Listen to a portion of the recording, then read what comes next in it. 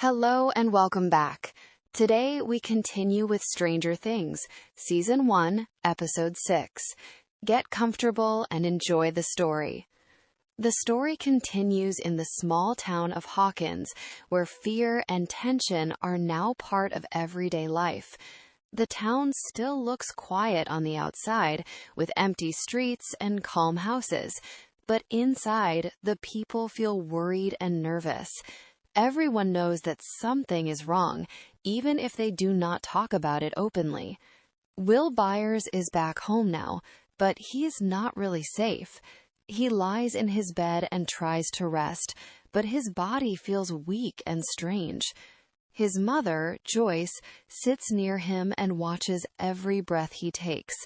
She is happy that he is home, but she is also scared because she feels that the danger is not over.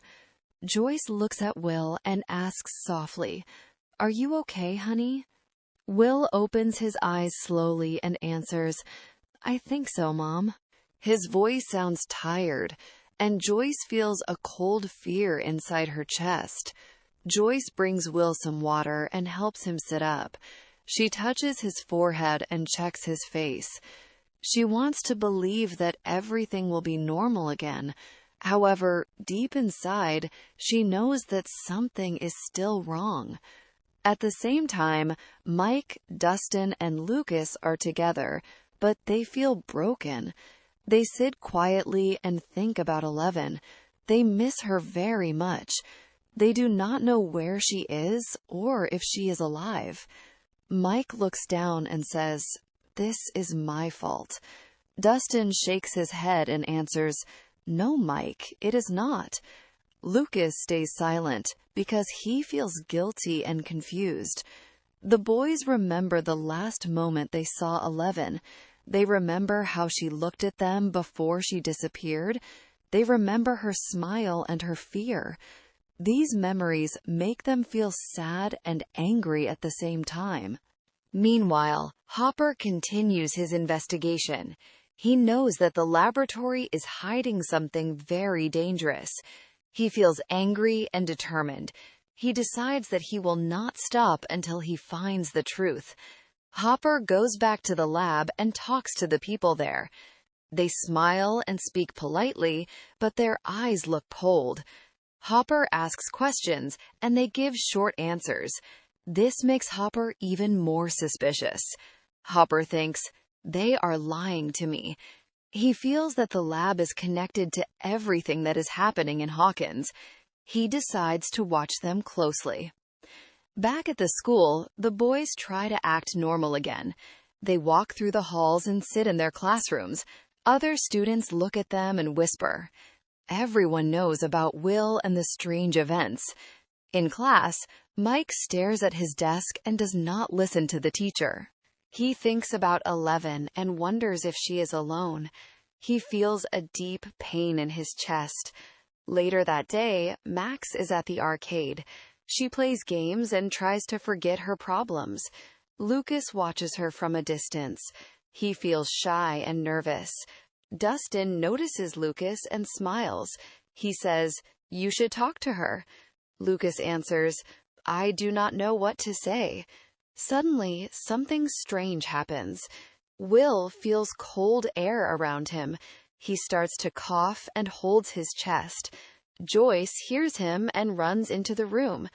Joyce asks loudly, "Will, what is wrong?" Will tries to speak, but he cannot. His face looks pale and his eyes show fear. The room becomes cold and the lights flicker. Joyce feels panic. She remembers the wall and the lights from before. She knows that the monster is close. Will suddenly coughs something dark out of his mouth. Joyce screams and steps back. She cannot believe what she sees. Joyce calls Hopper and asks for help. Her voice shakes as she says, "Something is happening to Will." Hopper listens carefully and understands that the danger has returned. Hopper comes to the house quickly. He looks at Will and sees the fear in his eyes. He knows that Will is still connected to the other world. Hopper says quietly, We need to protect him.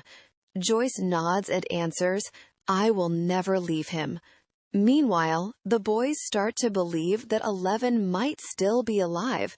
Mike says, she is strong, she can survive. Dustin agrees and says, we should try to find her. The boys decide to go back to the place where they last saw 11. They take their bikes and ride together. The road feels long and quiet. As they ride, they talk about 11. They remember how she learned new words. They remember how she smiled when she felt safe.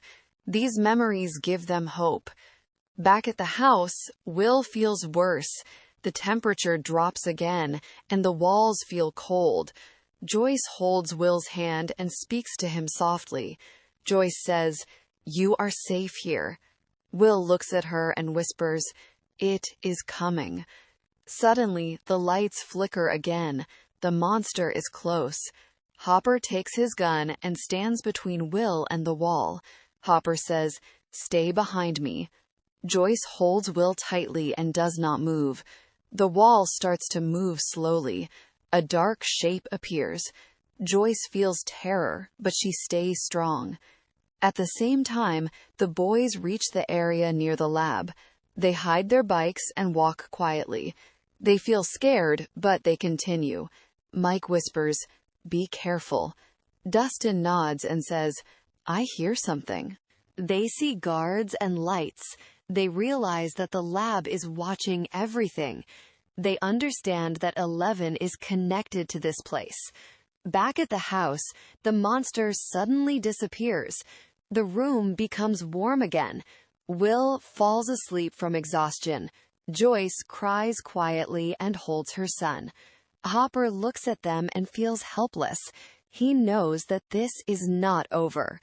Later that night, the boys sit together and talk. They promise each other that they will not give up. They promise that they will find 11. Mike says, she saved us.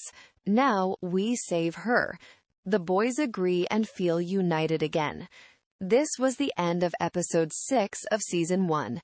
The mystery grows deeper, and the danger becomes stronger. In the next episode, the story will continue. Thank you for listening. See you in the next episode.